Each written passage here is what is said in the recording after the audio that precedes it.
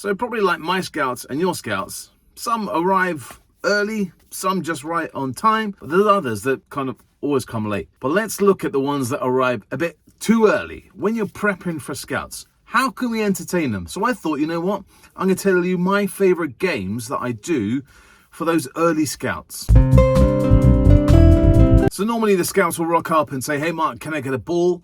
So they get a ball out and knock around. And one of the games I really like to play is called One Touch. Okay, so you get 2 posts. In particular, in my scout hall, we use the 2 doors for the 2 storerooms.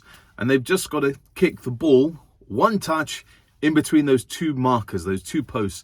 And wherever the ball lands, they kick it from there. So it might end up the other end of the hall or on the side, or you might boot it and it goes flying, or the scout will touch it and it just moves around gently. And then as the scouts come in, they can just jump in and take it in turns. Other one, I call it elephant football. People call it monkey football. We've had window smashers. There's many names for this game. Everyone stands in a circle with their legs open, kind of touching each other like that, and you've got to get the ball in between those legs of your next door neighbor, your next scout. Make a ring, and as scouts come in, the circle gets bigger and bigger. Get the ball through the legs. Elephant football. Old classic one. Used to play this back in the 80s, called Captains Come In. When you shout north, east, south, west, you've got to run to those points. Captains Come In, where you've got to stand up and salute, climb the rigging, scrub the deck. What else is there? Lifeboats, and then you shout a number. So lifeboats, 3 scouts have got to get their link arms and then start singing, row, row, row your boat. There's a whole different varieties of that one.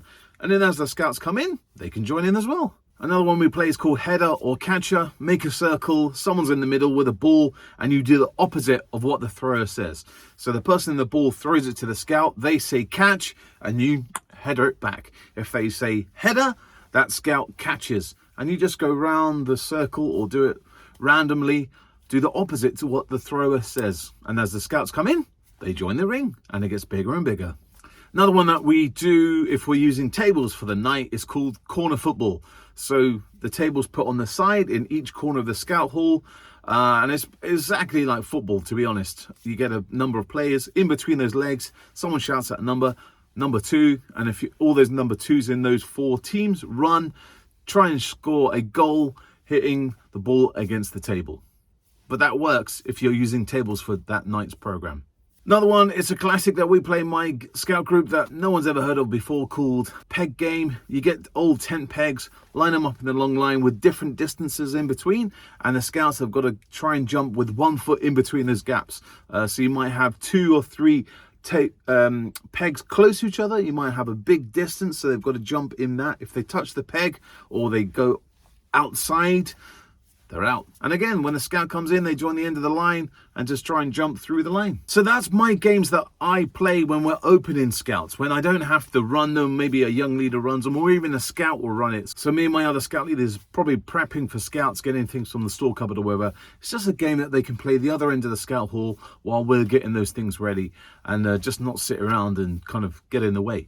I know I said I'm going to keep my best for last. I will do. But I just want to say something. If you're in maybe squirrels, beavers, cubs, I know many leaders do this one. They have like a arts and craft table with just bits and pieces on the table. And they might have like a word search or dot to dot or colouring in or spot the difference. You know, there's loads online that you can download free of charge.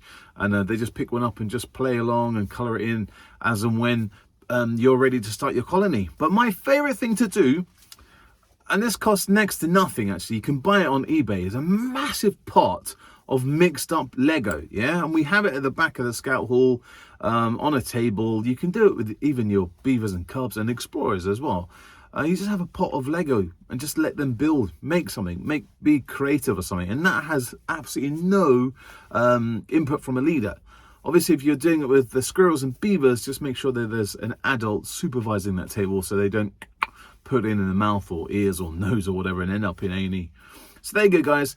Some quick ideas on opening games that when your young people arrive, they can just dive in and you don't need any prep.